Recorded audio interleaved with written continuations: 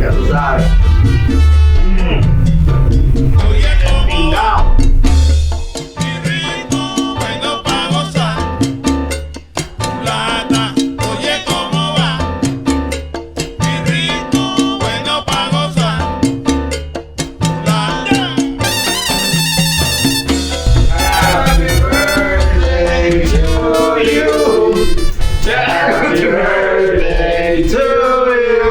Happy birthday, dear John Erica. Happy birthday to you. Thank you guys. Let's not blow. All right. Now somebody has to blow him. What's this? It's not that kind of movie, pal. Oh, it's tiny champagne. It's our fancy smancy box. Hey, Tiny man. champagne. I appreciate it, you guys. This is freaking awesome, dude. Yeah, I really don't know how this is gonna work. So. Well, we're rolling it. Welcome to Hey, are we on? Are we live? It's June Live. 1st. It's my birthday. Live, baby. And we're reviewing one of the best films 2014. Gee, that's the worst way to phrase I know it. what you really think. Hey, man. So what did you I not still haven't like it? forgotten about Cable Guy, so. Ouch. This isn't my favorite film of all time, though. No, it's one of, One of my tops. yeah, he likes it a lot. I like it. I like it a I lot. like it a lot. Happy birthday! Happy birthday. And welcome to the WatchTower podcast. Sponsored by. This is a nice little touch, guys. La Marca Prosecco. Yeah. Prosecco. Top Productions is an active zone. Remember, you're drinking, please drink responsibly. Yeah, I'm Please drink 15. responsibly. We've drinking It's before on nice, this it's podcast. nice. It's nice. Welcome back to the WatchTower podcast, the film review podcast on the Towercast Network by cinema lovers for cinema lovers. And today's a very special episode for a few reasons. I'm showing Chester. One of which is allowed showing Chester. How does that make you feel? Today. It is, in case you haven't noticed, it's somebody's birthday today. At the time of this recording, because I don't know when this is coming out. At the time of this recording, it's our fellow co-host I'm about to introduce, Mr. Jon Erica's birthday today. My 23rd birthday. The big old 21. 21, baby. 21, baby. 21, baby. You're And like, you know, we try to do a couple little things, you know? this is special, guys. Little birthday cake, little wine. Are you gonna make them blow it again? Like, Well, the cake or Settle down. Jeez. Are we supposed to already let him? Okay, I guess so. I thought you were gonna put that towards the end, like we did all this at the beginning and then. Yeah, we're very well. Yeah, no, we're I was gonna say No, like, this is let's awesome, not man. something else though, but this is all going, man. Just keep it going. This is not getting cut that's out. cool, man. What type of? No, the Guava thing is going to be part of the intro, I think. Yeah. Yeah, oh, I thought you said like at towards the end, like we're just gonna be eating it. Like the shawarma thing. Yeah, but I already have that. Like the shawarma thing in the Yeah. Avengers. That's cool. What type of cake is this? That's delicious. Oh no, what do you Like call it? it though? We're Oh, debating. it's got 3 lychees in it. Cheese on it. We didn't know. We're like, shit, what does he like? And so, That's like, Okay, dude. Yeah. all right. We can cut. Do we bring something to cut it? Do Yeah. I yeah. go to it? No, blow it up, blow it up. Yeah, do you like wax on your cake? Yeah. We can eat it after the recording, you know. It's up to you, man. We can do it during. Or you take it home, you know. Up to Yeah. you. We could start the episode with you just cutting it casually. Yeah. Yeah. And much like with life, nobody celebrates your accomplishments. Well, do you want me to go get that from you? Whatever. No. You guys want to eat it right now, or just? We can. Yeah, we can eat it in the front. We'll eat it in the front, and like maybe towards the end. All right, we'll be right back. We're back. Magic! Magic. We're back. Whoa! Okay. Whoa. And Man. today's Gaucho's birthday. We're celebrating in studio, but We're also celebrating food in general. we're celebrating Culinary. food and cinema, which is exactly what this next film that Hey, what movie we talking about, Chico? this next film. The 3-letter. Three letters? No, baby, no. Hey, it's his birthday. We'll give him a break. Yeah, That's you're right. the That's last 3 break. letters. That's his birthday. Jon Favreau, chef. We're talking about 2014. 2014. This film was a lot of fun, man, and it's been one of my favorite films since I've seen it, since it came out, really. And this was actually Austin's pick. So Mr. Austin Young chose Jon Favreau's Chef, and this film, Empingao. Bingo. Don't know what that means until you see the film. Empingao. Just like the Cubans we had earlier, man. so much from the beginning. This of the is show. very much a food episode. Oh yeah. Just like the film. Like, I'm you so- cannot watch this film on an empty stomach. That's what Andrew says all the time. You guys told me that, right? Because I've never eaten so much on a film before. I started up like, I'm hungry already. Did you really? Yeah. Dude, I while we get were up and, watching it, I left to go get like chips and stuff. like 3 times. Yeah. I had just eaten dinner. If not, I would have been fucking. I knew. I knew. Well, I know it was your first time. Was it your first time seeing it, or had you seen it a few I times? think I saw when it first came out, but I was just didn't really appreciate it. I guess. Oh, really? Yeah. But now that I saw that Austin, you. Well, Castro, it's your birthday, so I don't think Austin will mind if I do this. You get to choose who goes first in their ratings. Yep. Thanks, Austin. Let me go first. You're welcome. Just because I know my rating might change with what you guys say. Oh shit! Okay. Mine's at a flat 9 right now. A strong 9. Really? Really? But a I nine- really liked it. I just didn't think it was my type of film. But then you start watching it, it's definitely a good, Yeah. it's got a little road type of trip film in there. Yeah, no, these are all words. And then obviously the connection with the dad with the son. Oh yeah. I don't know Very if you strong. felt that. Oh, I felt that, man. So yeah, mine's a 9. That it might change. But then I want- Interesting. Yeah. Wow. But I'll give it to Austin to see what he says. Yeah. It was originally 9, but then I finally had to go bottom for the first time. Okay, then mine already went up. Fair. No, legitimately, it's like in my top 20, 30 film. Same. And I'd probably put it at a 9.5. Mm. Wow. How many times have you seen it? 3. You seen it 3 times? Yeah. This was my 3rd time watching it. Wow. It's great. You know, 9.5? Yeah. I always have to eat every time I see it. So. Dude, you guys warned me, but I just didn't believe it Yeah. until I'm like halfway down. Like, yeah. If you haven't seen it and you're watching this, go eat first. Oh yeah. And Definitely. Because we already have food here. So you need food. And Squishy's just making all kinds of noise. I was just trying to move this out of the way. I'm wondering what Squishy has to say about this one. Am I The next? Squishmeister's next. Because it's not a Wes Anderson, but it's a. Yeah, It's an East Anderson. Yeah. Think about that. I only watch film from one director. I don't understand. No. It's East Anderson. Well, no, I'm saying that in like. Are you Cardinals? I said that just like in the taste that you have. Wait, did nobody really laughed at my joke? East Anderson. It's East and her daughter. I just got that. East Oh my Anderson. god! I mean, I get it, but it's Son of a it's a bitch. little like long. And Good night, everybody. All That's, right. That's my time. work on it. Thank you for tuning in. Work on it. Okay. Thanks for watching. so, am I next? You sure? Yeah. I know. Castro has seen it. Yeah, just go this way. To the director. Man. Oh man.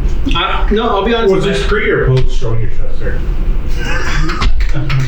Was this This pre or is- post the confidence? Michael. Oh yeah, no, I'm different, By the way, you see that smart water bottle with 9.5 pH? Yeah, that's What a me. dumb fucking water bottle. It is. Dude. That's the marketing standard. Hey, I'm smart. No, I think I thought it was really interesting the way it was shot, in the sense that at least cinematography wise, it mimicked to me a lot of what I've seen on like chef's tables, food Okay. documentaries, Mhm. which is great because they know how to film food in a way And that it was doesn't feel. modeled after a lot of that. Yeah. And fun fact, Jon Favreau did all of that. He did. He did, absolutely. Did he beat it? No, he did like all the foods. Like he want to have some. Oh extra yeah. We're gonna jump into that. Expert training, But I was really impressed with that because I've always been fascinated at this concept of filming inanimate objects but really bringing such life into it. And they just, like, with the cutting and everything, he peed Creed 2, by the way, Austin. yeah, it's such a very interesting niche. I had some confusions with the plot beats, which I think I figured out, and we're going to discuss it more on the podcast. Yeah. But honestly, as much as I liked the film and I thought it was good, but there's some elements that I still need to sit with. I want to give it like an 8.8. I thought it was a great film, but I didn't think it topped the 9 yet, only because there's certain parts where I was like, couldn't this have been done a little bit better, or couldn't that have been done a little bit better? And then I wanted to see if my story notes are going to be the same as yours. Yeah. Yeah, but 8.8 right now. 8.8. What was yours, Austin? 9.5. 9.5? And you're 9. 9. So Right now we're at an average of 8. 9.2. Yeah. Something right there. Okay, this might come as a shock. It's your fault. Okay. It's 10. No. I'm like at an 8.7, Okay. and I've seen this film Yeah. fucking 10 times, man. Like it's one of my favorite films. I think we were talking about this last night, and it's like at like my top 30. Like it was like number 13 or something. It was. Yeah, that's my 13. Oh. Like in my top 20 or whatever. Okay. And and the bottom line for me for this film is it brought back a writer-director who I knew had more potential than what he was in. And it brought it back to his roots. And at the same time, at just the foundational base level, it's probably my favorite feel-good film. It's the definition of a good feel-good movie. When was the last time you did all this? Like direct? I mean, act, right?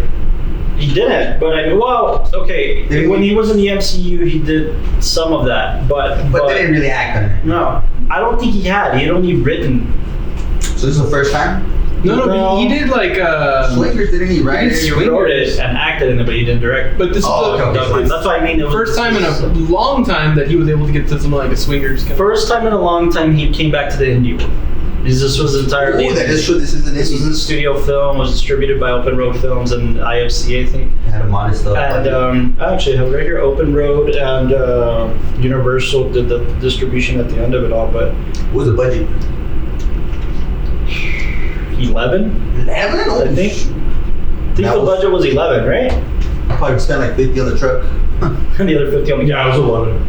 11. 11 was the budget for this Made film. 48 million gross worldwide. Wow. And became a cult classic. And became a cult classic. So Really good. what I really love about this film is it's in that weird spot where What do you mean? it falls on the very, very top of my indie, like classics, indie great cinema. But it doesn't, comparatively, I mean, what some of the films we've been talking about the past few months, you know what I mean? Things like Mama También or things Apu like Trilogy. Apu Trilogy.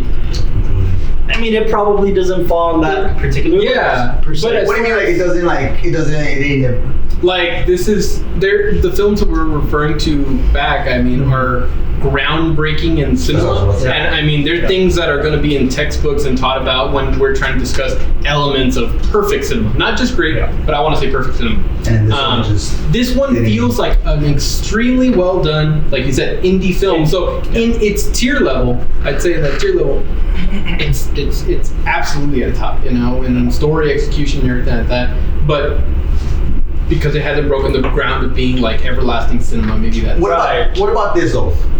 I haven't seen a film besides Burnt with a. I didn't like that film Exactly. on the first scene. That's what I'm wondering. Yeah. You haven't seen a film about culinary, the arts of culinary.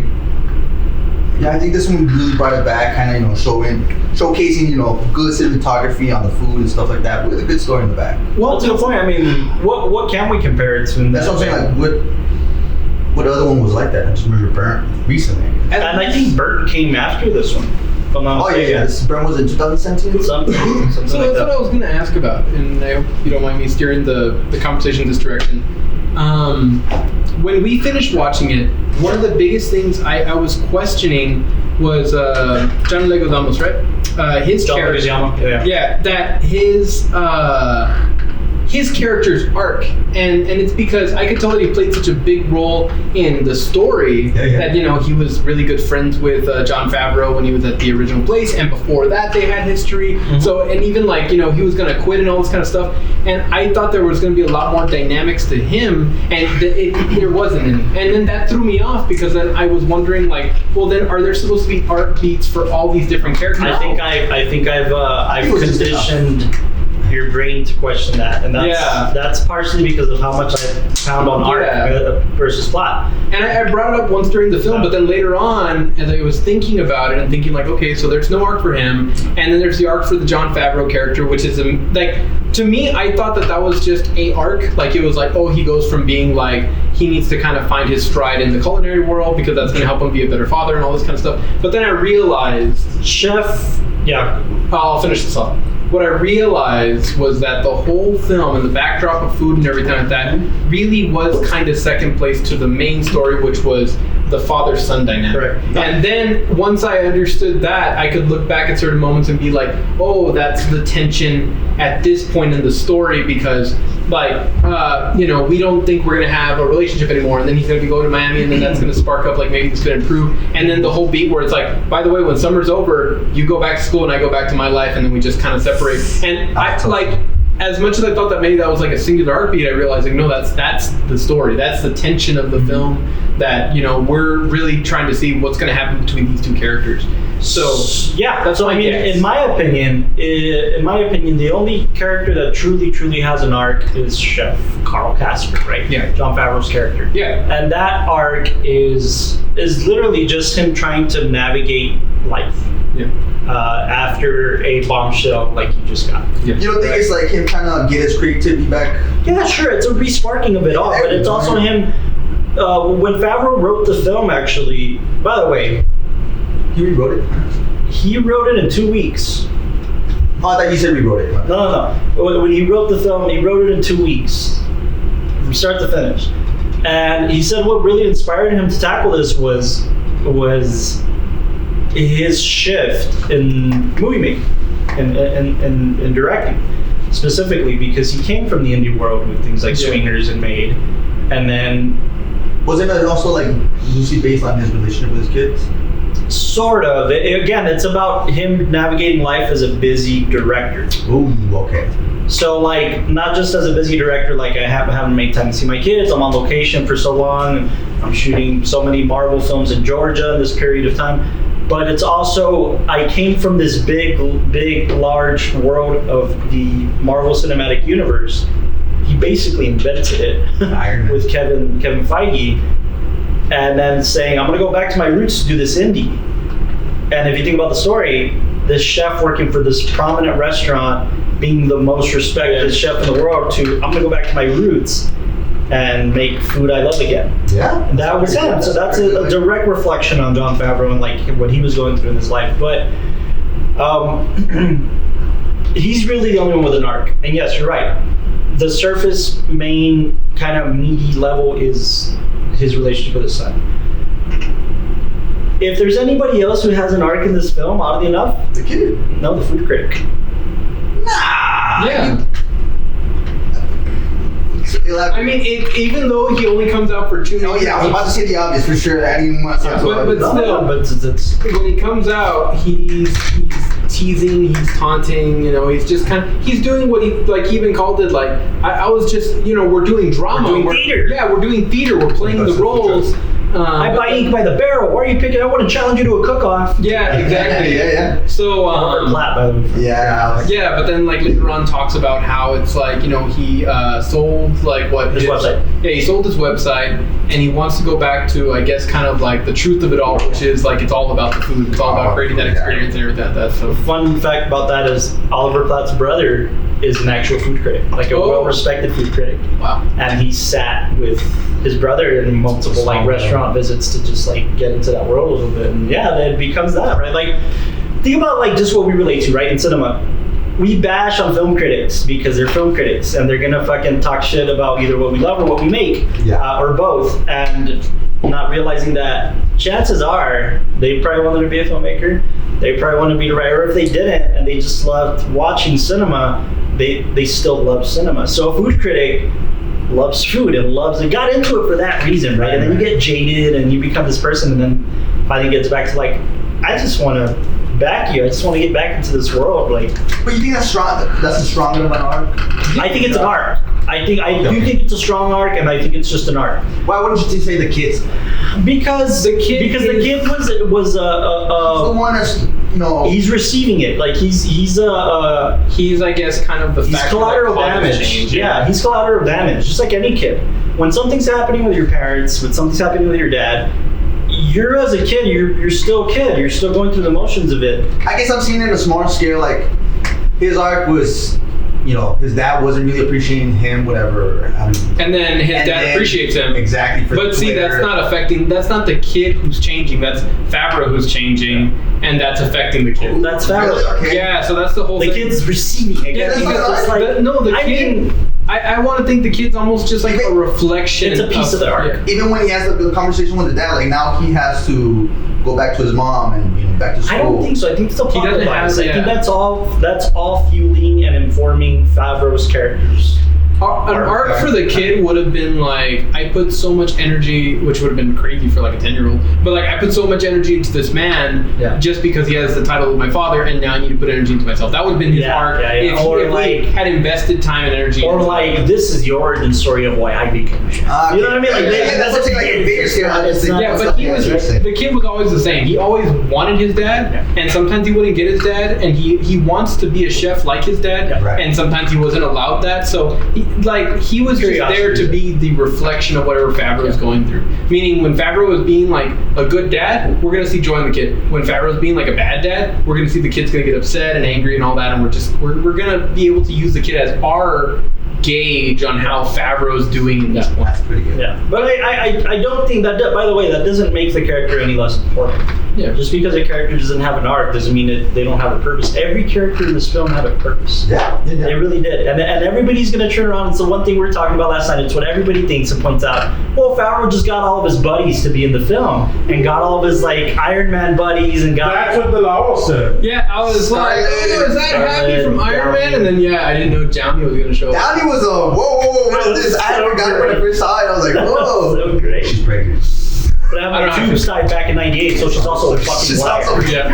That's so great. His composure. But I think it's more than that, right? It's him saying, look, any indie filmmaker, that's what you do. Whether you like it or not, you're using what you have at your disposal to make a film that's still challenging to make at the end of the day.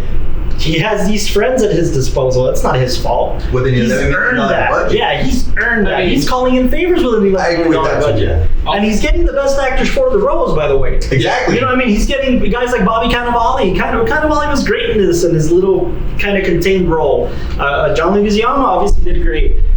Scarlett Johansson was not just meant to like be arm candy. Like her character not has a in this purpose. one. She was like the motivation for him to be like, you know, get back to. It was weird because I guess we've seen so many films recently where there's arcs happening in so many different characters, and because of how emotionally invested we are in each of these characters, I wasn't used to this idea of like, no, they're just there, but really it's just about Favreau. And I hate to put it in these terms because it sounds so reductive, and I don't mean it to be. The film's called Chef. Okay, it's not about anybody else. Yeah, it's not about the restaurant. Even like the name of the truck, it's El Jefe. It's not called cooking. You know what I mean? It's not called kitchen. It's called chef. You know what I mean? It's about him. And let's talk about a little bit about that. But to key in on the master shots, right, of the cooking and all that aspect. A couple of things to know about this film. One is Favreau brought in stunt coordinator to play chef when he uses a knife. No. Fingers. Chef Roy Choi. Chef Roy Choi. Who had a very similar background in terms of kicking up a food truck that became a very famous restaurant in LA. It's called the Kochi. It's Kochi food truck. Or Koji. Might be a G. It's one of those two, but It's not Kochi? I hope not. And anyways, he's like a renowned chef, and he's in the food truck scene, but he's also in this restaurant scene. He had a lot to say about that.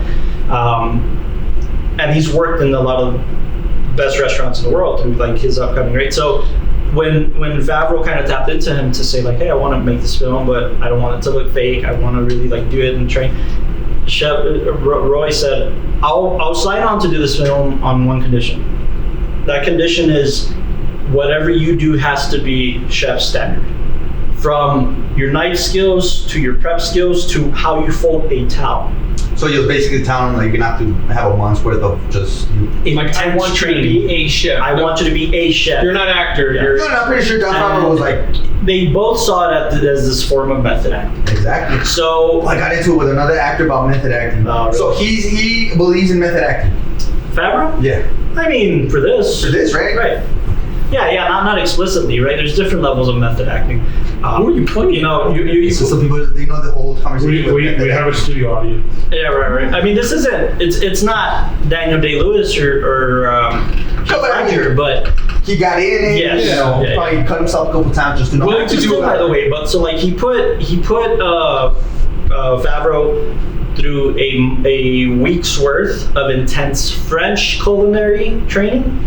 Your most kind of traditional chef training. 1 week's worth of intense training I'm thinking like Hell's Kitchen, like just a chef yelling at you. I think it was like an actual culinary institute, like a legit respected culinary institute.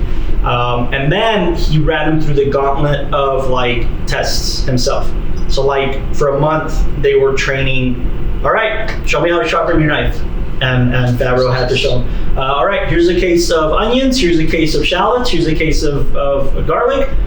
Knife skills, go. Boom, boom, boom, boom, boom. And that informed everything, right?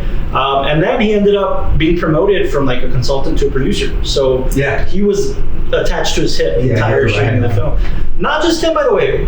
John Leguizamo went and worked as a line cook for a good chunk of time before he got up. Dude's been doing it for so long. He knows that. You know. He knows what he's got to train into, right? And then like the kind of one of the underrated actors of this one too was Dustin Hoffman, the restaurant owner. He's great in this. Oh, man. yeah, the Hoffman? The Hoffman, he's perfect in this, man. Perfect. But again, Good cast.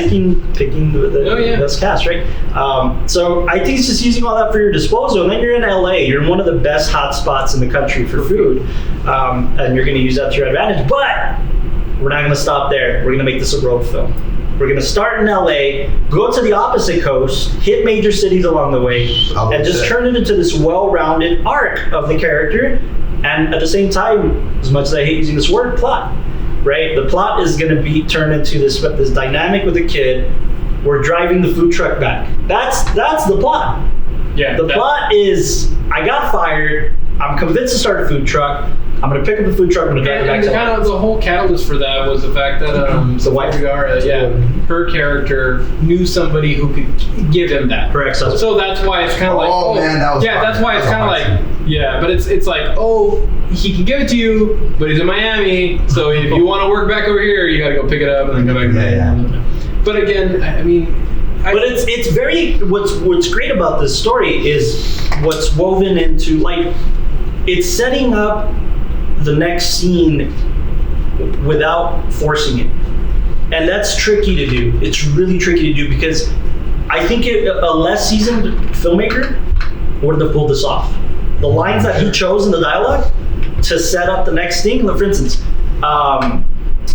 things like, "Why don't you go back to Miami? It's where it all started for you." That's a very generic, any writer could use that line thing to set up the next thing. Right. But you see the internal struggle that Carl's going through to get to that decision. In each moment of like that. When they're at Little Havana and her dad's playing on the stage and they're like, he's around this culture again. By the way, he's a very famous like singer. He's a very famous like Cuban singer. The dad, the one that played the dad. Oh singer. shit, okay. I thought he played You can tell, like, they got him for a reason. a deal? I thought he was a deal. No, it's her dad. Oh, that was It's like, we're going to Miami to see my father. okay. I thought it was something like an uncle or something. No, I think they call him that. Like people around him, like Dio, Don, like that's. Yeah. But like, even though, I forget his name, Jon Favreau. We're outside of the food truck and like, this is such Mexico stuff. Oh yeah. Doesn't make it a big deal. Well, we'll get to the relatability right now, but what I wanted to get into is like when they're there and they start dancing and they're surrounded by this culture again, and then he eats a cubano again. All those things are easy, and like on the surface, they're easy writing devices. But the way he wove these writing devices to not feel forced, to feel organic, to feel like this is really driving this character forward. And also to not feel like That's where the expertise lies in Favreau. They're not just these random surprises. Like he didn't just walk down the street and Everything's turn right. and then it was a lit sign that said Cubano, and he's like, what must be in there? Exactly. Yeah, like, And then the funny thing is that Sofia Vergara was actually pushing it, but it didn't, Like, hey, come babysit the kid for me. Exactly. But that's where that's writing. Those were elements that I thought made the film flow well And have authentic. and authentic and have a very feel good feeling. But I do kind of think like and it goes back to my reason why I can't put it like a 9. There's some films that I've seen that have a little bit more of a natural execution when it comes to the plot moving forward. Where some of those elements, I'm like, oh man, it's super like lucky. I have a that thought. all these things happen. I have a thought of why we feel that way, because I agree. Because I mean, the whole thing with like the kid, like, oh, you brought all these people here with Twitter? Like, to me, that felt like a draw. Yeah. I think modern. It's believable. It's possible. Yeah, it's It's possible. not about being believable. It's about like it's still Well, possible. I think no. I think modern cinema has ruined us. Damn it! I think modern cinema has ruined us for those moments. I was telling my mom for years. That's what I think is going on. We expect we expect this grand twist of things to no, it's just motivated, right? So I think you're right. I think these they're not really coincidences. They're motivated. You called it something else like two movies ago. Use a certain word for those. Diegetic. No, it was a word that you use, like reality or. Oh, like natural realism. There we go. There we go. Yeah, no, I really do think it's in that vein because, for lack of better words, I'll just call these like magic moments. Mhm. These magic moments, they are the fairy dust that annoy people of Disney movies or modern cinema that just makes it happen. I get you, I'm with you. Mhm. But I think modern cinema has ruined us for it because it's woven Because now really everybody. well. Yeah. This is woven. This is organic. This is good storytelling. No, I mean, But- this is definitely something that is especially. but it's not artsy fartsy, and that's what kills it for us. Yeah, because Burnt was artsy fartsy. Burnt was this experimental Terry Gilliam-esque picture that fucking didn't work. This isn't. He was just trying to tell a straight up story with the resources he had using. You know what's the first time it drew me off? Yeah. Is Jon. I want to pronounce this correctly. Favreau or Leguizamo?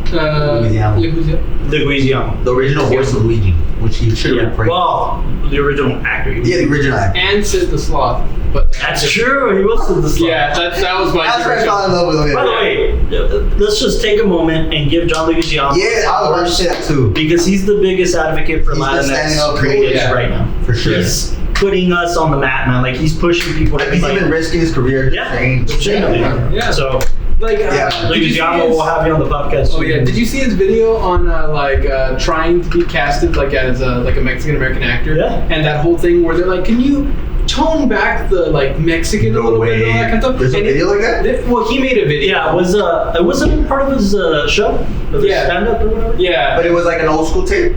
No. It's recently that he made it, and it's it's commentary, but it's him playing himself and also the casting people. Okay. And He had a Broadway show. And Oh, that's yeah, where he I think I was, saw it, yeah. That's where I see the trailer.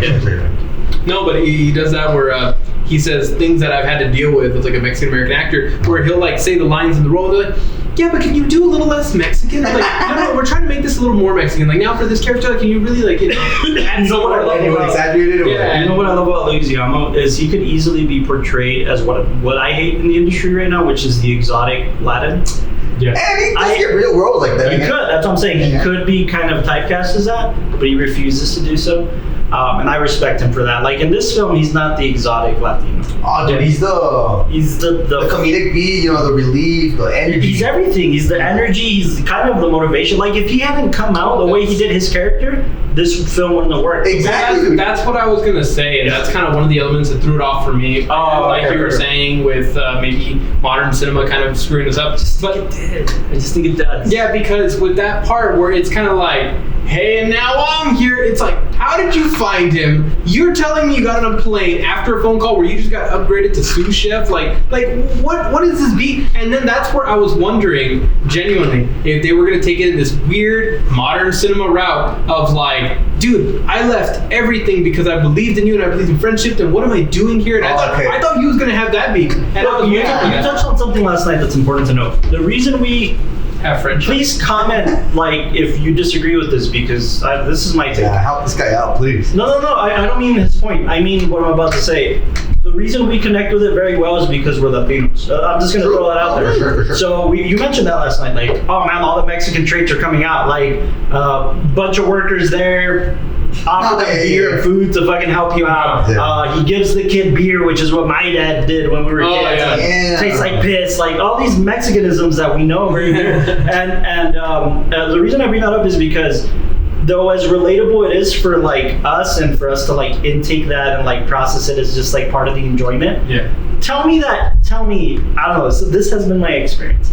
Tell me that randomly your dad's not fucking putting cement in the backyard and then one of your deals shows up and it's like, hey man, fucking brought a sixer. Like, it happens. Like, it genuinely happens. It does happen. And especially when you love whatever that is. Yeah. You know, I wouldn't have agreed with you if they wouldn't have had that phone call where he's like, you got a fucking taco truck? Yo, he's got a fucking taco truck. If that scene would have happened, no, I would have been on board. And that's again the organic weaving, and that's it being. So where's it where it falls? No, that's where it falls. Like that's where it could have fallen. Because again, it's gonna be high on the list because some of those elements, if done incorrectly, they could have been jarring and they could have been really dumb. No. Where it's kind of like, oh, but my friend who I haven't talked to in a minute, he just showed up here. Like if they hadn't had that phone call and all the conversational beats worked out in that direction, then it's kind of like, I can see it. That's what I mean. But you're right. Our brains are programmed to, like, especially those who love cinema and are going back to the origins of cinema to understand cinema now. At least that's been my approach, and that's what I try to kind of incorporate in this podcast is like, when you go back to see what really great cinema was and how it sets up the world for us, modern cinema is so lazy and due in part to the fact, in my opinion, the early 2000s fucked everything up for cinema for a little while, where we're just recovering from that. And that's a little bit of thanks to Gary Ritchie.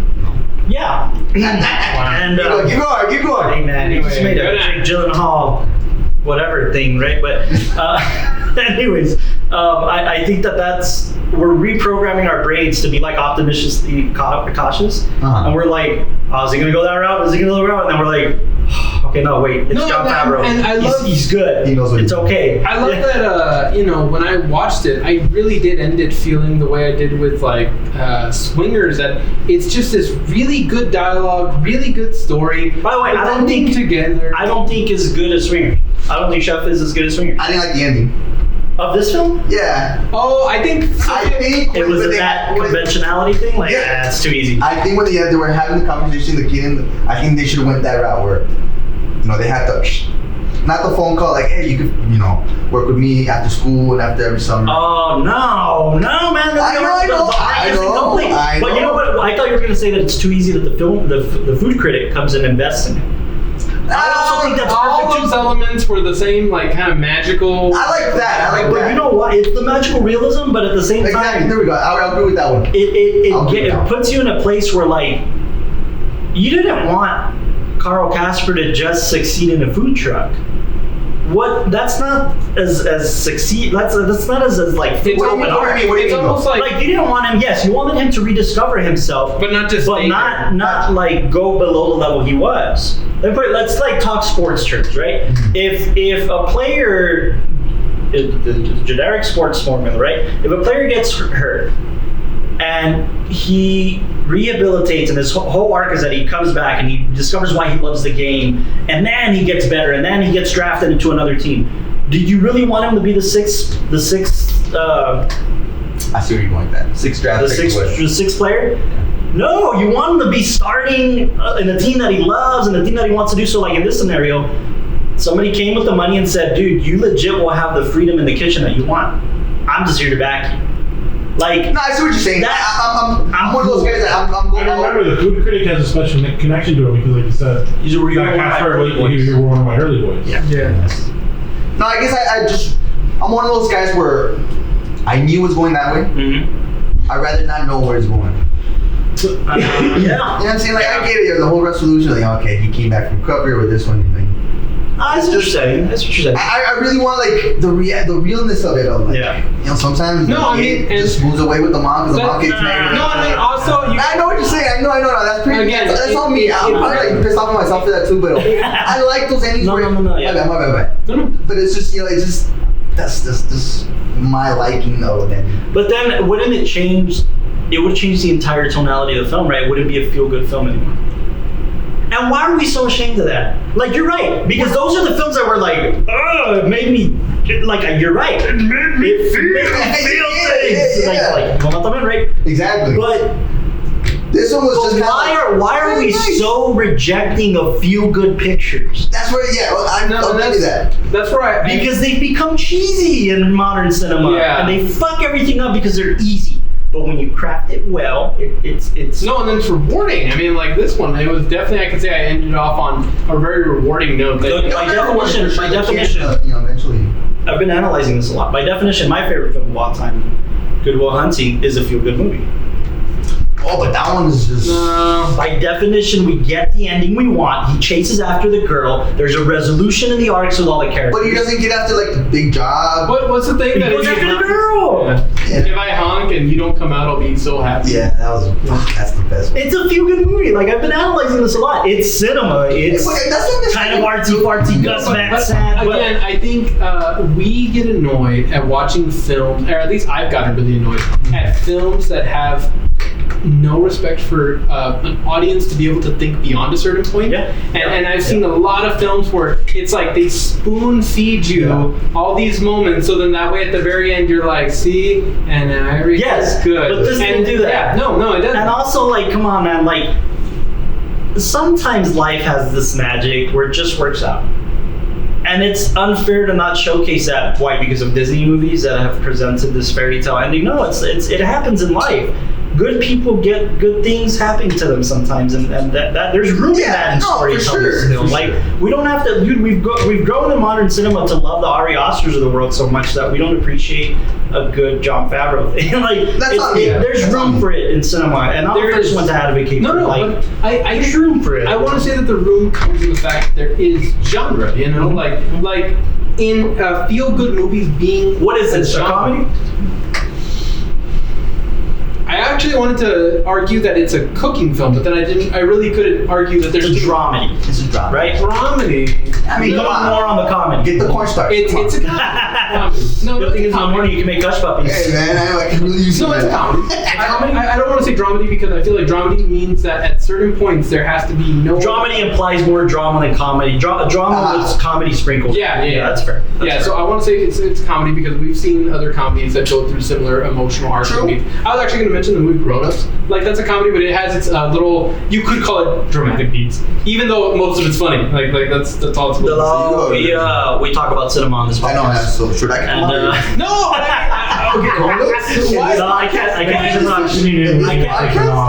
I can't even talk shit because Austin knows that my guilty pleasure movies are fucking Adam Sandler. For sure, but not after 15 or something. You know, but I kind of like Grown Ups. Like I just kind of do it. I'll watch it. Yeah, it's fun. It's just like fun. Why do we gotta judge the comedy genre, guys? It's just in cinema we don't have a place for it.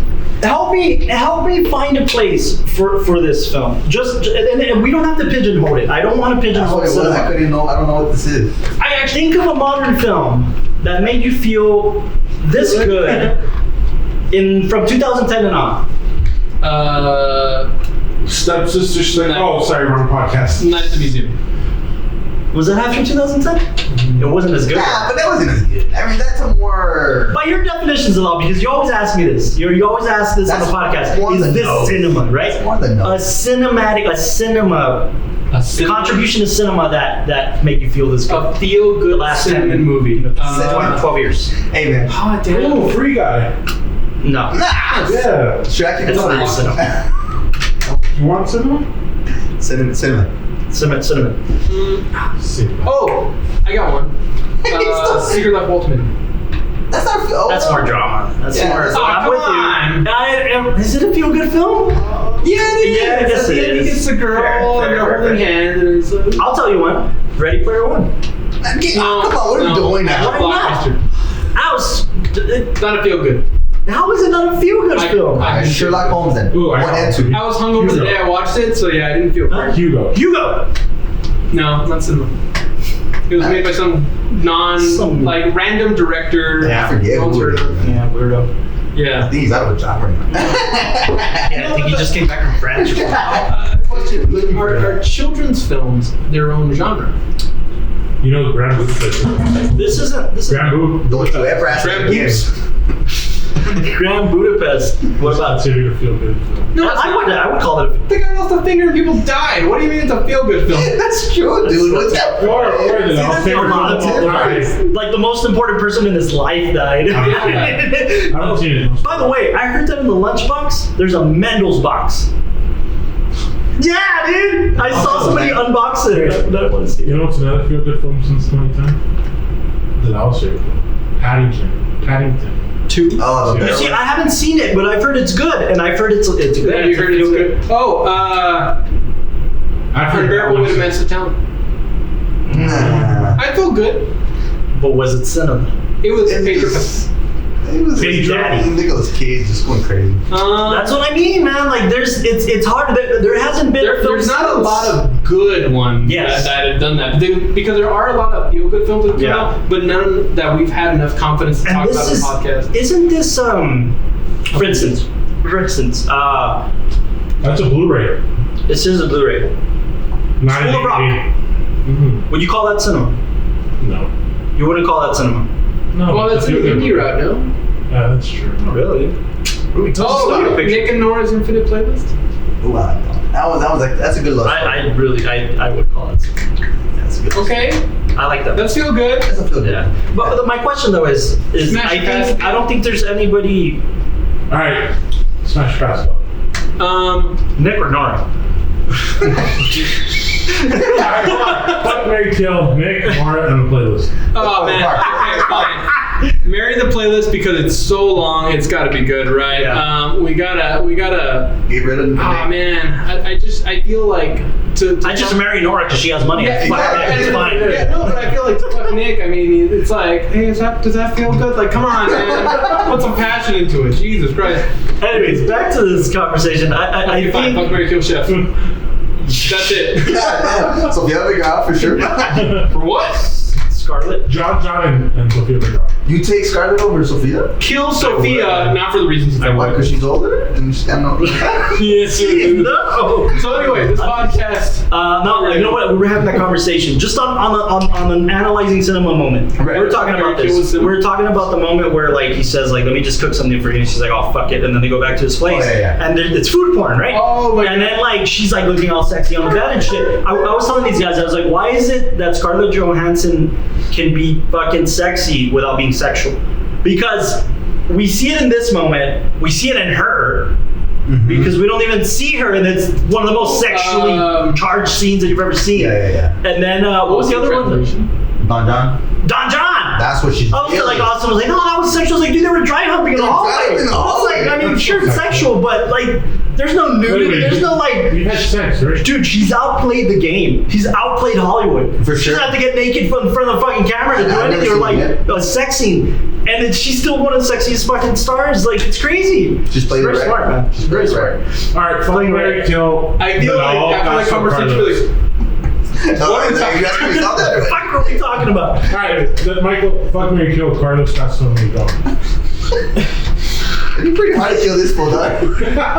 It'd be hard to kill him. Like, I'm just saying, Fuck him or marry him. you could marry Yeah, whoever exactly. you want. Yo, you got two choices with this fool. I feel like I'm It's just going on gonna. the intro, but I feel like I'm gonna turn over and it's just Austin was like, yeah, who are you gonna marry, man? who you want? and he's holding the fucking glass. Right, man. Yeah, oh man. Everybody says fuck, marry, kill the game, but nobody talks about like the people you're talking about also have weapons and they're very much ready to fight Okay, you. Chef was just a beautiful, nice. Feel good movie. Feel good. Honestly, my rating went up, but not for the reasons you think. Mine actually went up for sure. I'm holding a knife under the table. Alright, cinematography. How do you shoot food? How do you shoot food? That's a wonderful question. One of the biggest challenges with either photographing food or trying to videotape food Putting a shitload of butter and pointing a light at it. is that it naturally doesn't look good on camera. It's like, fake. Huh? It's all fake. Yeah, they have to fake a lot of it because food just naturally doesn't hold the certain shape. It's not consistent. And then plus, when you're trying to get it at its most fresh point, you only have that for like a few minutes. So That's you're really crazy. trying to like get these kind of dishes. Get this. Now, versus that. The food that they cook on screen, Yeah, most of the time was fed to the cast and crew after. that's awesome.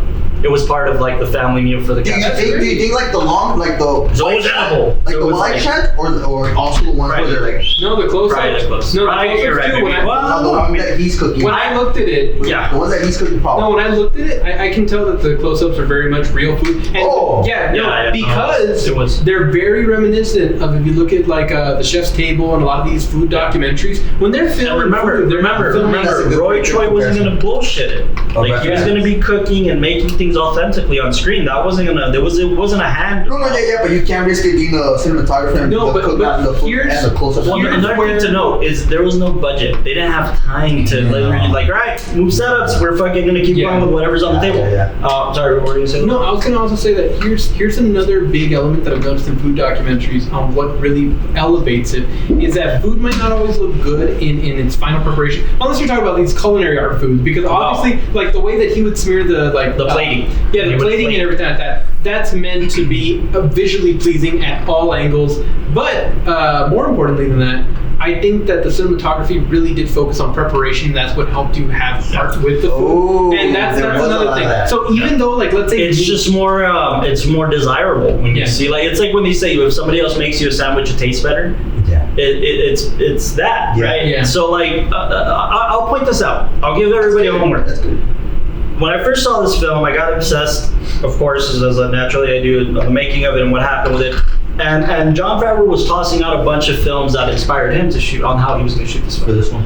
One of the documentaries is fantastic, probably the best food documentary I've ever seen in my life, and top 5 for best documentaries of all time. Guy Fieri's When he goes so fast. boss side. It's a film called Jiro Dreams of Sushi. Oh, really? That's considered a top sushi? Absolutely. Jiro Dreams of Sushi is a fucking great picture, and the way they photograph food in that film is very reminiscent. Yeah. This is very reminiscent of that. When did that go? What year did that one come? 13 or 12, something. It was right before And this. especially, it was, I think, it won in Cannes. Like, it was a big festival film. Was it the one about that like original sushi restaurant in the U.S.? That was it? No, not in the U.S. In Japan. Yeah, it's this Japan. one sushi restaurant that the guy's been working there like 50 years at just making sushi, and he prepares basic sushi, but he prepares it with the best ingredients, and he has developed like what everybody considers to be like perfect. And the underlying arc of the whole doc is he's getting too old, and his son is taking over the restaurant. That's good. It's so good, perfect, man. perfect, It's such a good documentary, but it not only is it shot beautifully, but there's an art. It's a great fucking documentary. So go watch Jiro Dreams of Sushi. Also, You understand the photography. if you haven't seen it, the spoof documentary off of that one. Have you seen that one from Documentary Now? The documentary Nothing? Yeah, Juan Dreams of Puerto Rico. Yes. Yeah. Of course we do that. Yeah. But no, seriously, you didn't like Jiro Dreams of Sushi? No, I did, but I didn't think it was considered one of the best of all time. In one of my best. Oh, okay. Yeah. I was like, if somebody put a list and they're like, "Oh, this is the best of all time," I think it'd hold up. I don't know. I mean, for sure, throw in one out the there, man. category that. The kind Well, everybody's go-to is like the thin blue line or whatever the fuck. Mine recently has been the climbing one, the one that won best. Oh, I heard. I haven't seen that. I That heard one it's really good. is so climbing? well done. Yeah, the guy that like Free Solo. It's called Free Oh, Solo. yeah, dude. I'm a big fan of That that. one. I mean, I know it's His hands are weird. Yeah, he wasn't Joe Rogan. Like, Yeah. that's insane to do. Yeah, no, I heard it's great. I haven't seen it. Watch No, it. like my top since they screened it for me was Nuke of the North. I love Nanook of the North, but no, it's Searching for Sugar Man. Oh yeah, you always reference that one. Searching for Sugar Man is fucking how to craft the story. Yeah, To tie it back in, a lot of those elements, if you look at documentary and the way that they film things and the way that they're able to carry arc over, very, very similar in this film. Yeah. And again, in terms of narrative storytelling, it just hadn't been done this way before. For whatever reason, food is one of there's so much diversity in food. You could tackle 10 stories about 10 different chefs. And by the way, they adapted this film into an Indian film after it.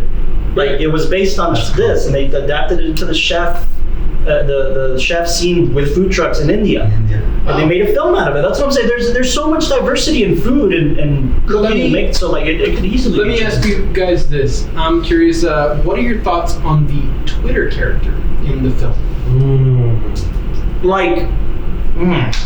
Twitter itself is a character. Yeah, social media. Yeah. I think it's informing everything, right? I think it's informing this character's age. Yeah. Not just like, oh, he's old, he doesn't know how to use Twitter. No, He came up in a world that didn't have that. That was just write-ups by critics, right? So I think it's informing that more than anything. And not only is it still applicable, for some reason John knew this was going to be timeless. Social media was never going to go away again. 2014, I mean, yeah. Right? It's almost 10 years since that, right? Another thing to consider is I really, really, really do think that it's reminiscent of his own thing. Yeah. Of directing. Everybody's gonna talk shit about me on Twitter, everybody's gonna talk shit about me in the press, and I either have to write it out and go make a little indie. Which is so true nowadays, man. Yeah. Like, you gotta write out the storm. It was such a big element. It's so interesting because I loved when he was first using Twitter, you would see the way it affected, or the way I think mentally he envisioned it, which is he's very much like, you would see the Twitter box behind people's heads, cool. and it's not important, and it's kind of blurred out, so you can't really tell what he's typing out or what's going on. And in his mind, he thinks, yeah, I'm just sending like a message to this one person, or like, oh, I'm sending it to these people because I'm trying to fight back, not knowing that, no, these bubbles are like this big, and like... yeah, that's a really good point. Yeah. Another thing to note is it's a really cool spin.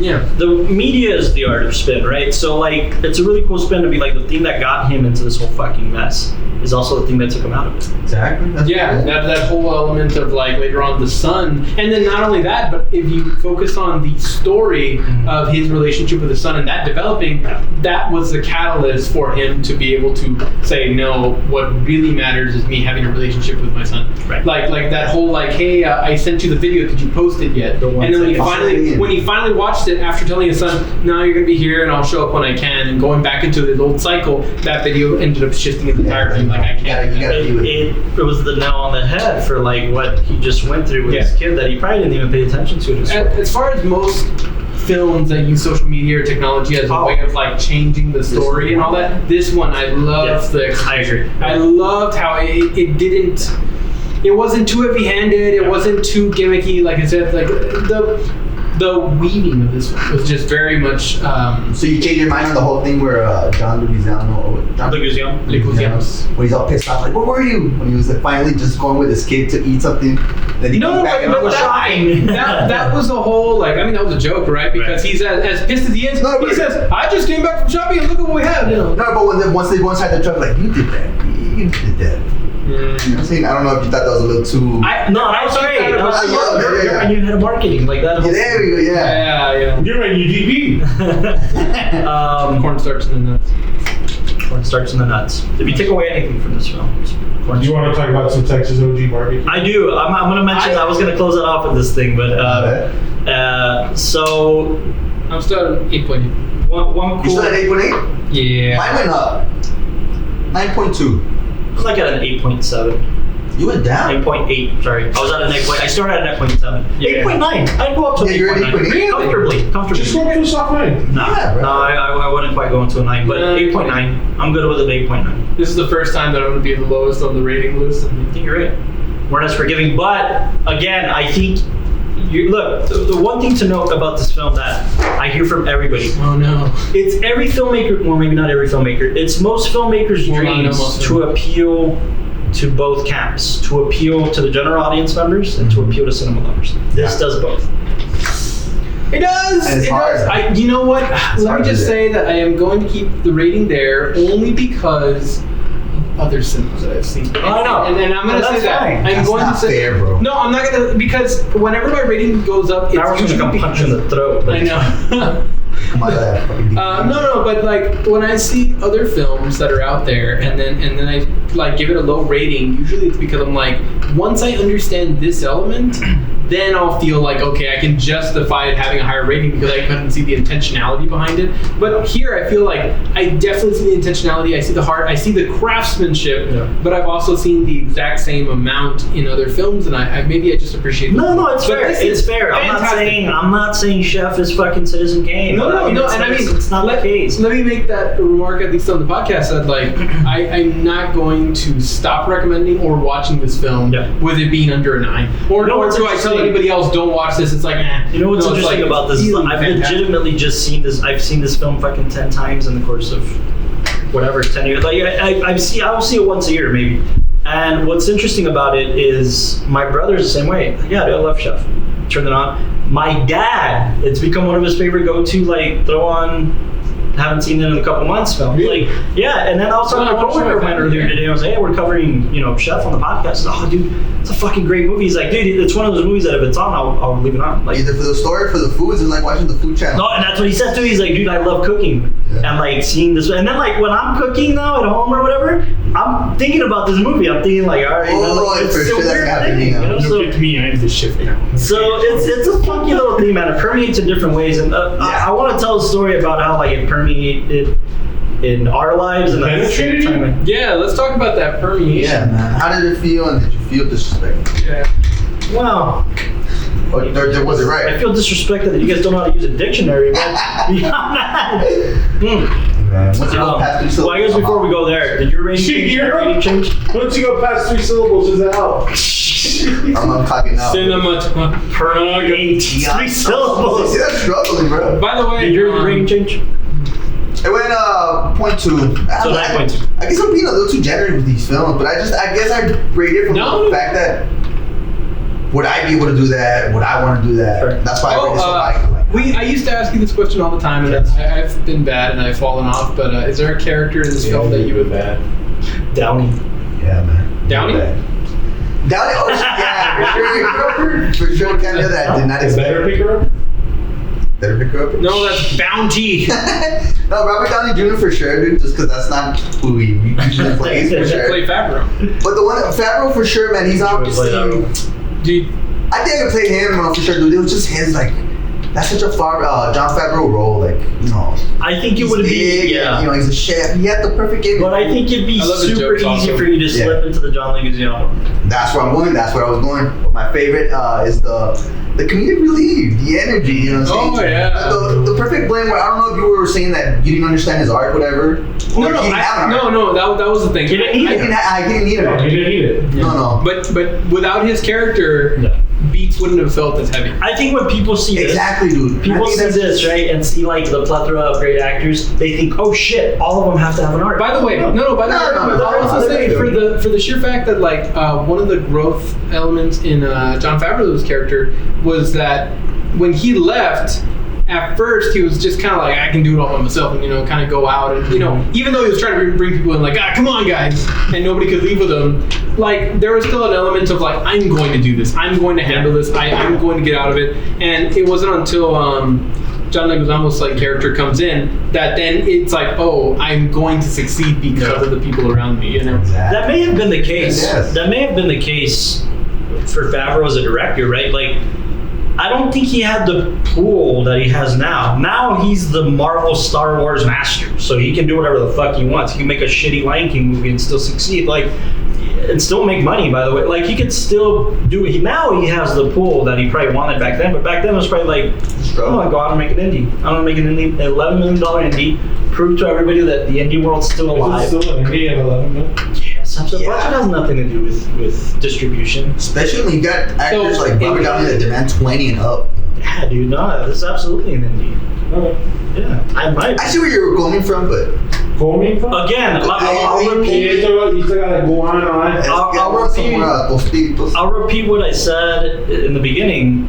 He earned the resources that he uses. Absolutely. He earned the connections he made. Like, he didn't always have them. He wasn't privileged, So like, yeah, he earned the. Yeah. If I become friends with Robert Downey Jr. because I've directed 3 films that he made, like, I'm gonna call him and be like, no man, you got free. We're not free day to come shoot. I'm never looking at like Anderson Scorsese when he repeats actors. It's like, you got it easy. It's like, look at what he's doing. He earned it, right? He's earned the connections he has. The DP, by the way, is like a big Marvel DP that was shot Thor before he shot this movie. So like he's earned the connections he made. I hope I can do that. Like I hope with the connections we make, we end up like calling in a favor. But hopefully you've been as fruitful to their career, so that there's grounds. Like Jon Favreau made Downey a star again. Big one. He revived his career. He owes him everything. You don't think Chaplin did? No way. No, put him back in. That was right before he went into jail. So. Oh, I thought that was his first thing out. No, that I one think and the Wesley Snipes one, that was before the jail. he did a film with George Clooney that started bringing him out, which is called Good Night, Good Luck. They go into the McCarthyism era, and it's pretty good. But Downey's in that. Like, that was his first thing out. But my point is, he's earned it. Like, he's earned using these connections however he pleases. So yes, I do think it's still indie in its nature, and a damn good indie at that, for that matter. Did your rating change? No, it's still a solid 9.5. Right. I think he's the one that picked it for sure. Yeah. So, Storytelling. when we were making our first short film, Sun City Lights. About cooking, right? Yeah, it's definitely about cooking. No, it's about the blues, kind of a character who's into the blues scene and wants to leave his city to kind of make bigger things happen for him, but he's starting to conform to just going the easy route. And we were so ambitious, and we decided, let's go shoot half of this thing in Austin for whatever fucking reason. One of the best. And we started making connections because it's a little far-fetched, but not really, because of this film. I went to see Gary Clark Jr. to the lovely Tricky Falls, which doesn't exist anymore. He came to do a show in El Paso, and I was a big fan of him, partially because of this film and partially because of everything he's done for the blues. And I remember I went. Sandra was working at the mall at the time. I dropped her off for work. I went to the show with a buddy of mine and his girlfriend, and then I took my guitar with me because I'm like, I'm gonna try and get my fucking guitar signed, Gary Clark Jr. It's not the Abraham Chavez Theater. It's Tricky Falls. I could pray, you know. It's close enough, yeah. So closer. No, I wasn't even about taking it inside. So like what I did is we got there early. I went to the back of the back entrance. There's people hanging around, smoking weed, chilling in the back entrance. You just went back. And I'm walking with my buddy, and I have my guitar case slung over me. And then the people that were there, he's like, "Oh, dude, they've been waiting for you. You're in fucking trouble." Is what they tell me. You? Yeah. Because they see a guitar slung on my back. This didn't get me in the venue. I'm not getting ahead of myself. Okay. This didn't get me in the venue. Okay. No, they kicked me out. But this what happened. I go up, I was like, I'm sorry? He's like, yeah, man, they've been waiting for the fucking guitar.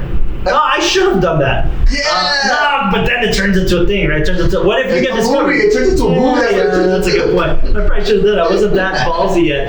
But I was like, oh, no, man, I was just hoping to, get my guitar signed, and then one of the guys was like, get the fuck out of here, legit, like that, dude. I fucking, I go put the guitar back in my Jeep. It was my Jeep at the time. And we enjoy the show. It's a great show. I go pick up Sandra from a job.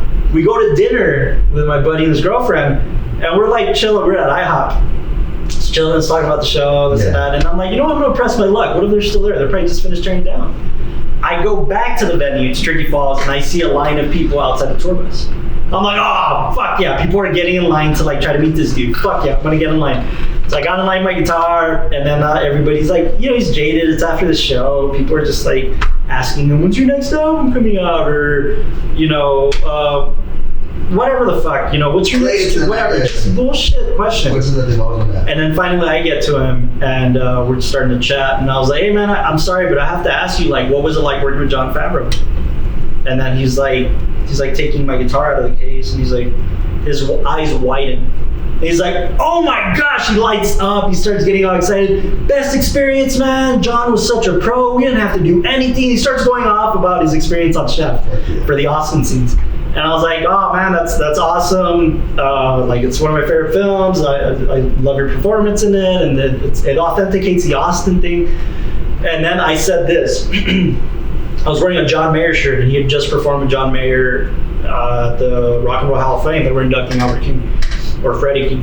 And we're talking about that, and I was like, look man, I know it's a long shot. I'm a filmmaker.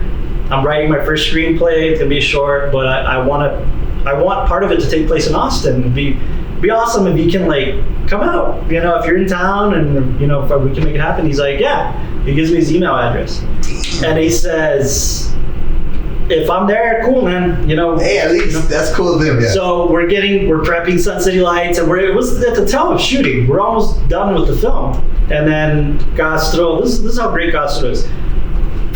We get this opportunity because we all have this weird window where we're gonna have a couple days to be able to travel. The lead of the film didn't want to fucking go. Castro was a supporting character. the lead of the film was being a prick, man. He was kind of an asshole at the time, and he just didn't want to come out. So Castro was like, "Yo, I'll go. Like, if it helps you guys, I'll join." You sure you want to keep that in? I don't care. I didn't call him by name. I didn't call him by name. I don't care. Sure. And Castro was like, "Yeah." So it was Austin, Eric, and me, and Castro, and we didn't even have Tower then. This was like our first big thing, right? So I emailed Gary. I was like, "Hey man, we have this window. Are you in town?" And he was like, "You know what? I'm in Europe. I'm on tour." He's like, "But hey, do you remember my opening act, Even the Exiles?" Mm-hmm. I was like, "Yeah." He's like, "Well, she's like my best friend since we were kids. Next best thing, I don't know if it helps you guys out." I was like, "Yeah, fuck it." So he gave me your contact info. I got in touch with her. And they were fucking great, man. They opened up the Antone's nightclub, the legendary blues club, the record store. We got to shoot all over Austin. We got to have an interview with them because we thought we were doing this behind the scenes thing. That was really cool outside a couch. Yeah, we like set up right outside of Antone's. We have to have that footage somewhere. And it was honestly, to this day, one of the best experiences of my life. Mine too. What's more is we knew what we were going to do for lunch. We're like, let's try to go eat at Franklin's Barbecue, which is where they shot the barbecue spots. I still remember that. And we went, and we got a table. This place usually sells out by noon. And I don't know how the fuck we went and there was no people. It was like a Wednesday. That might be something to do with it. I was getting mad. Like, We waited like half an hour, I think. Yeah. Yeah, I was like half an hour. And we were like told, like there's people constantly coming out like, they might sell out, they might sell out. When you get there, they might tell you. And we still got lucky, man. We got best barbecue fucking to this day. Best barbecue I've ever had in my life. And then you can even put your name there. Yeah, it was fucking badass, man. And then what I did, being the fan of this film that I am, I got my phone and I recorded like a walkthrough, just like the film. When they walk into the restaurant, I did that, and just for the fuck of it, just for awesome. You know. But we have a picture. Well, maybe I'll put it up in that. But we have a picture of us eating at Franklin's. Yeah. That we took. It's fucking great, man. Like, but it was all because I was telling people like, or I usually tell people when I tell the story like, Gary was just so like, and then when I got to this. Nobody mentions something like this to him because most of the time people, you blink and you miss them in the film and people don't care. Exactly. But when you point out like, oh shit, yeah, I did do that and it was fun and nobody asks me about that. And then that got into like, he started signing my guitar. We started talking about Jimmy Vaughn because his signature is right next to it. And it opened up a world of conversation that gave us opportunity.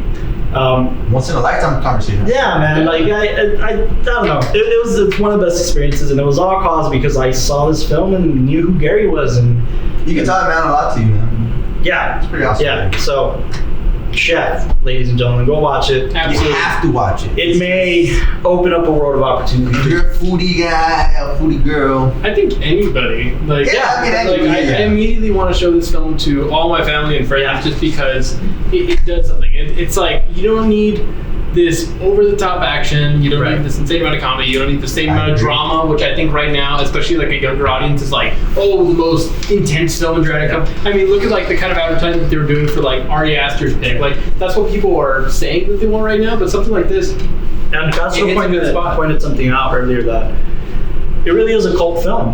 Yeah. It's got a cult following, but because when people are shown this type of film nowadays, they think it's subpar. They think it's cheesy or it's whatever. Well, yeah, I mean, I had my own little things about it. So I'm so used to something different, but it really is a good film. Like, I really did enjoy it. Go check this out. Jon Favreau, if you're listening to this, man, go make another indie, dude. Because man, your indies are our favorite films of yours. Yeah. I mean, Austin's one of the biggest Star Wars fans I know, and The Mandalorian is awesome, but dude, go make another indie. Like, fucking, you need to swing your studio because you're so money. You're so money, you didn't even know it. Oh, when they were like talking to the kids, that's the only thing I was saying. Like, they go to the kids like, you're so fucking money and you don't even know it. And I was hoping for that. But. I was gonna say, Jon Favreau has this story. I'll end with this. He has this story where, as an actor, he had just finished making something very serious. Or he had just finished directing one of the Iron Mans, and a friend he went to go do that film. I think it was Couples Retreat or The Breakup. Yeah, he also came out. I think it was the breakup. Vince Vaughn did. Yeah, and he does like supporting roles in these films. And he's hilarious. And he was talking to a buddy of his, and he was like, "Oh man, shit, you just got off Iron Man, and you've been doing a bunch of serious shit in terms of acting too. Like, what are you doing next?" He's like, "I'm doing this like, no, you know what it was? It was I Love You Man." His little part, I Love You. I love him. And he was talking to like Dustin Hoffman or somebody, like a big serious actor. He's like, "What are you doing next, man?" And he was like, "Oh, I'm doing this, I'm gonna do a little bit piece in this comedy, just helping a buddy out." Right. And he was like, "Good. You need to do that constantly. You need to like get out of your serious head, go do something fun, something that you don't have to think about, something that brings you joy, makes you happy every time you're done doing something serious. Go do that." And I think that informed him doing something like this. Yeah. So like, dude, you've been in Mandalorian world for too long. Come make another fucking indie. It's probably gonna be his best indie yet, whatever he decides to make next. So Great film. great film, great pick, awesome. Watch it. Thank you, Austin. Go check out. Food, watch it. And happy birthday again to the Happy birthday, actor. Gasso! Happy birthday! Appreciate you guys. And More chest hair. Is it my pick after this one? after the film. Fourth one coming out. Yeah, like at some point in time, we're gonna have an episode just down here. It's only my shoulders that are getting. What's the film that does that? Is it Zoolander? No, I think it's one of the scary movies. Where they just kind of like. Yo, just make me look gay. No, what's you know what it was? It's the hat thing. What about now? Like every scene, the sheriff's hat is fucking bigger. Oh. Yeah. Wasn't that King Peel? No. No, it was Scary Movie 2, I think. The Sheriff. 3. It was the Oh, one yeah, the Sheriff. Fucking Yeah, bigger, no, but there is a film where like they go with the V and then the deep V and then the double V. What was that? That's an SNL skit. Or was it an SNL skit? That's an SNL skit. Yeah, Wasn't that Stiller, wasn't it? Yeah, it's Ben Stiller. Sheen, no? I don't know who else, but it's Ben Stiller. He comes out with like. Yeah. The deep V and then the double V and all this Yeah. shit. That's gonna be the double. So watch Chef. Tell us your thoughts on the film. Like for me, huh? Collecto Media, like me, this is my copy, and let us know your picks. If you guys want us to review a film, Yeah. we have a few people that have already suggested some picks, so we got to tackle those soon. But thank you guys for tuning in to the WatchTower podcast. Good night. Good, everybody. Stay tuned. Good afternoon. Love you guys. Good afternoon. Good morning. And good night. Good night and good luck.